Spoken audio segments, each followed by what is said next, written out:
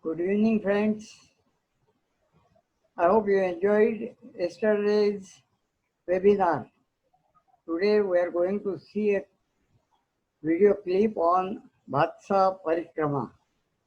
Bhatsa is one of the three major rivers supplying water to Thane, Mumbai, and other entire MMRDA region. It supplies almost 65% of Mumbai's requirement of water.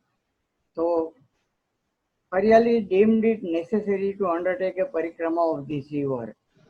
Parikrama normally would mean orbiting the river from both sides or rather from both banks. Generally, such parikramas are taken by pilgrims, but as environmental organization, we deemed it necessary to make our youngsters understand the problems of their surroundings and join in this parikrama. There were about 34 participants in all the three phases of the parikrama, which were undertaken in December 2004 from 25th to 27th. They belong to the age group of 18 to 80 years. A pilot parikrama was undertaken first in the month of November from 26th to 28th November. This parikrama was sponsored by Pitambari Products Private Limited, Thane, and had all the blessings of Thane Municipal Corporation and the Forest Department. In fact, the then Municipal Commissioner Shri Sanjay Sethi and Deputy Conservator of Forest Shri Arvind Vispute had also shown their keenness and interest to participate in the parikrama but could not do so because of heavy schedule of work at that particular moment of time. However, we received full cooperation from all of them. The major participants from amongst the members of Hariyali included, apart from me, Principal Oak, Principal Bhoe, Satish Atle, Datta Sahasrabuddhe, Vikas Maidev, Vaibhav Sathe, Prabhakar Bandekar, Ramesh Deshpande, late Shri Appa Jamdade, Professor Colette Moses of B.N. Bandodkar College of Science, Sunil Chaudhary, Manish Patil, Avinash Patil, Anand Patil, and many others. Shri Shashikant Kothekar, Arti Kulkarni, Kedar Bhatt, Saili Udas, and other press reporters also participated on one of the days. Dr. Nilima Kulkarni and Dr. Akalpita Paranjape had also participated in the second phase of the parikrama, which was undertaken later. So did a few students of B.N. Bandodkar College of Science and Menon College of Bhandup. Report of the parikrama was submitted to the forest authorities, BMC, TMC, media, and many other concerned agencies. Before the same had received wide publicity before going to the coffers of the bureaucracy without taking any action thereon. Friends, I hope notwithstanding the technical failures and low quality of the video, you would certainly enjoy this. I am also confident that you must have read the article on Bhatsa Parikrama forwarded by me to you yesterday, as also the pages of Bhatsa diary which were forwarded to you today. We'll again speak and interact after playing this video clip. I hope you enjoy it. Thank you.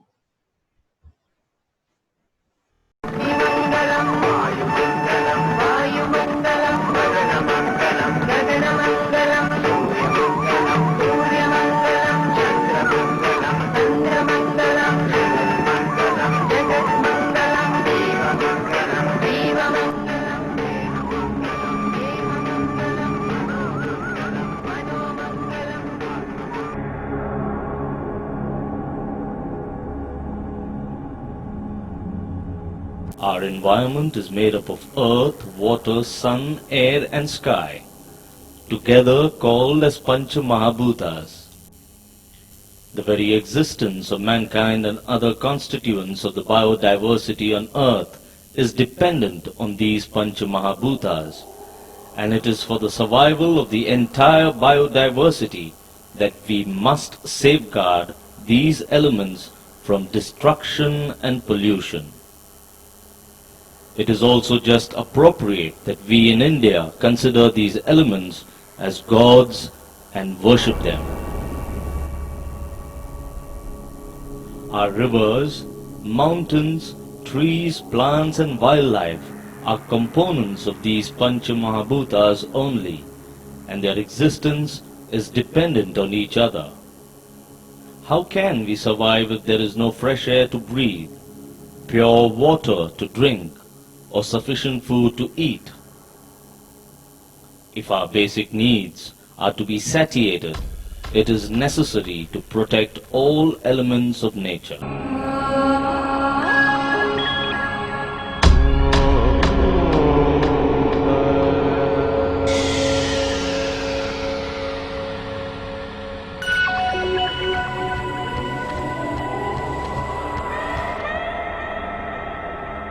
For that, it is absolutely necessary to get well acquainted with our surroundings and understand the factors which are likely to cause destruction and pollution of the region.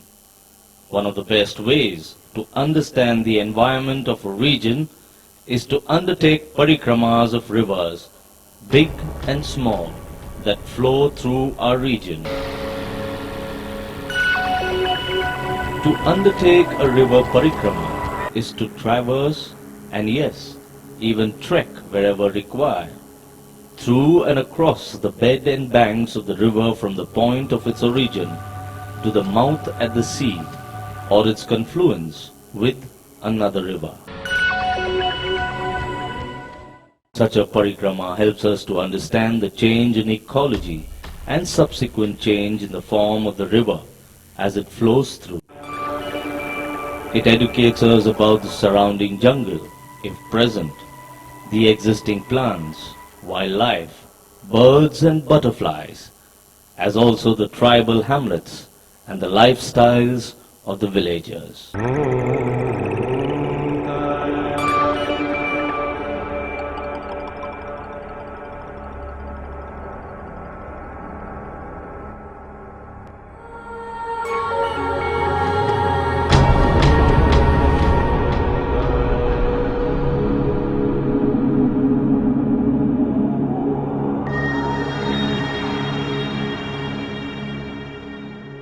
Hariyali, an organization well known throughout Maharashtra for its work in Thane and Mumbai in the field of environment, resolved to undertake the Bhatsa River Parikrama.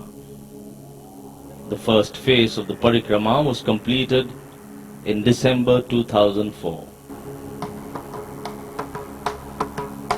The Bhatsa, Vaitarna and Tansa are the three major rivers together, said to be the lifeline of the twin cities of Mumbai and Thane.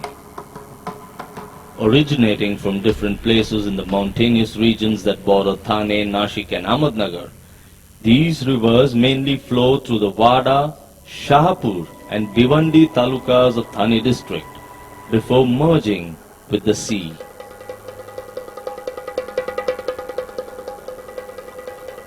Of these, Bhatsa originates from Kasara Ghat near Khartan Devi temple on the National Highway number 3.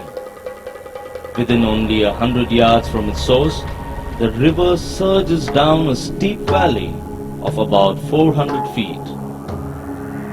4 streams cascade down the plateaus and cliffs of the mountains and emerge out from a huge pond down the valley in the form of the Bhatsa River. The river then flows in one direction for many kilometers. As we descend the valley from a sound and extended part of a plateau and follow the progression of the landscape from the meadows to the thick jungle, we witness the different marvels of nature, as also numerous ways in which human beings make an assault on.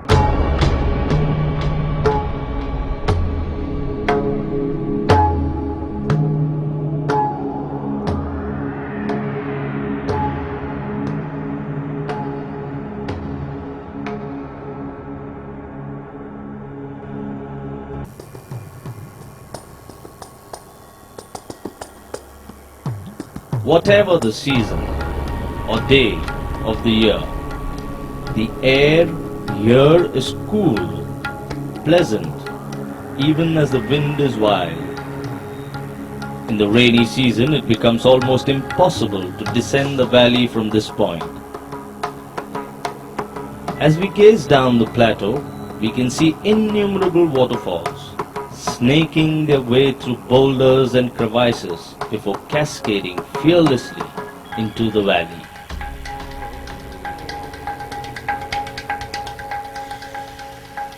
One such waterfall can be seen throughout the year, shimmering and sparkling against the rays of the sun. Its snow-white water captures your attention even from a distance. But it is only on careful observation that we realize its true nature. It's not a natural stream of water that plunges down the valley. It is the flow of effluents disposed by a distillery that glares at you in a challenging pose. Suddenly your joy gets replaced by anger, rage, frustration, and helplessness. But not for long. The polluted water flows out of the accumulated pool, getting filtered through rocks, stones, pebbles, mud and sand along the way, till it acquires the wild fragrance of the forest once more.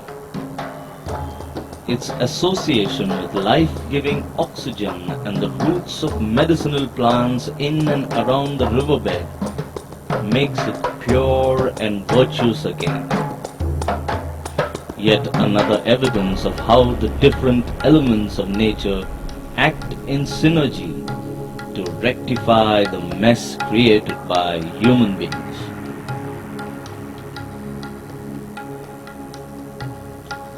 One comes across numerous pools of water trapped by the mere depth of the riverbed.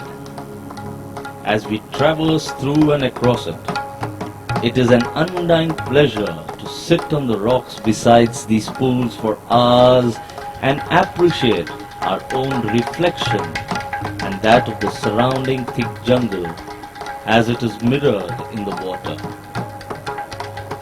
But a trekker cannot afford to be lured by such temptations. He has miles and miles to go, and walk he must.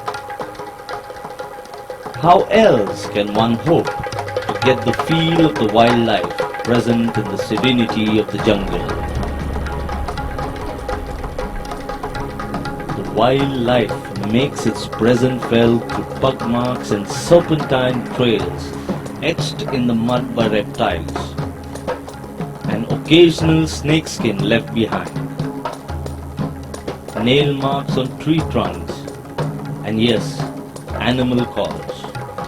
You feel it when you hear the piercing cry of the serpent eagle as it spies on its prey from high up in the sky. The birds are quicker. They just fly away at your sight even before you spot them. By the time you reach them, they're gone. but the spread of droppings on the rocks near the pools asserts their large number. Tribals of the region survive mainly on monsoon farming. Some of them indulge in fishing for their livelihood, so long as there is water in the ponds formed in the riverbed. However, they employ harmful methods of killing the fish before catching it. Mixing the powder of acacia pods with the accumulated water in the riverbed is one such method of poisoning them. This affects the reproduction of the fish and results in extinction of local species from the region.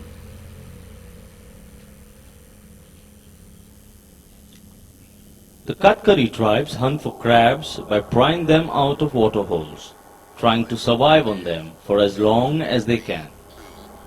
The Thakars search for birds hiding in trees, killing them for their food. No bird is safe from them. Women folk mainly collect firewood to be sold in the Kasara market at a meager sum of rupees 25 a bundle, which is carried on their heads. This requires hard labor, which they are used to. However, all this does not take care of the burning hunger of the belly fully. No wonder most of them are driven to taking to liquor, which is locally brewed in the riverbed in the most unhygienic manner. This is to divert their attention from the hunger. Not only are the birds and animals like leopards, hyenas, peacocks, mongoose, foxes, rabbits and pythons getting extinct from the jungle, but the jungle itself is getting thinner and thinner day by day.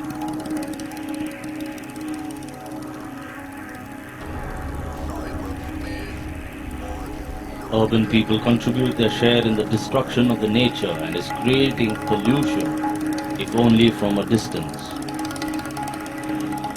The Kasara River, which carries sewage water and plastic garbage when it flows into the Bhatsa, is an eloquent example of the same. You can see the waterfall and the pool formed by the river throughout the year. During rainy season, the plastic garbage from the surrounding areas get dumped on the trees and shrubs within the basin of the river and on its banks. It not only spoils the beauty of the leaves, but also reduces their power of photosynthesis, weakening them over a period of time and affecting their growth and reducing life. They are unable to bear flowers and fruits. A major portion of the garbage flows with the water and gets deposited in the muddy riverbed. Ill effects of the same in the long term are beyond imagination and not without pain.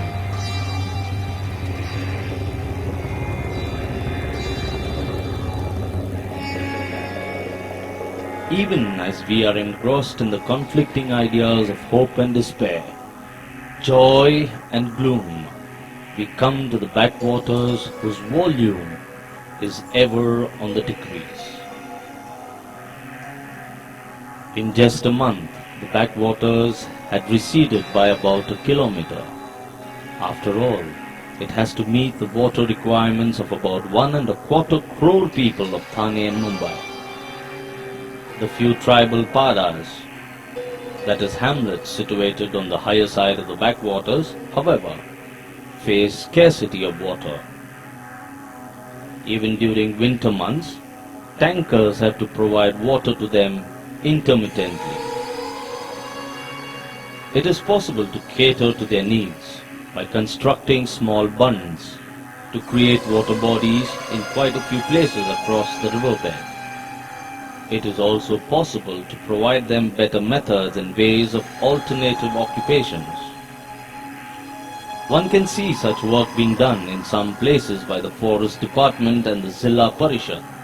The presence of several social service organizations is also in evidence at some places. Still, A lot remains to be and can be done. The mind is crammed with diverse thoughts. The young participants of Parikrama from 18 to 75 years in age return to their respective crowded suburbs of the city with new insights to plan and prepare for the next phase of the Parikrama.